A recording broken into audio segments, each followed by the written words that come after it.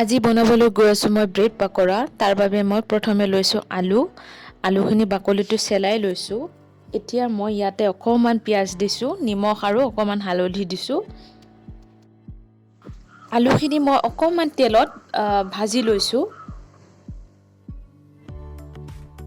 এতিয়া 1 কাপ জোখত মই বেচন লৈছোঁ। বেকিং ছ'ডা অকণমান দিছোঁ, নিদিলেও কথা নাই। এতিয়া অকণমান পানী দি দিলোঁ।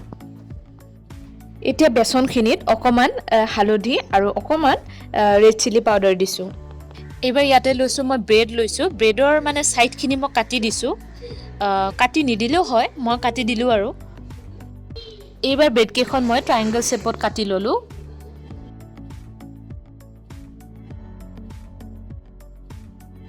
এতিয়া মই ব্ৰেডখনৰ ওপৰত একদম বাটাৰ লগোৱাৰ দৰে আলু অলপ অলপকৈ মিলাই দি যাম।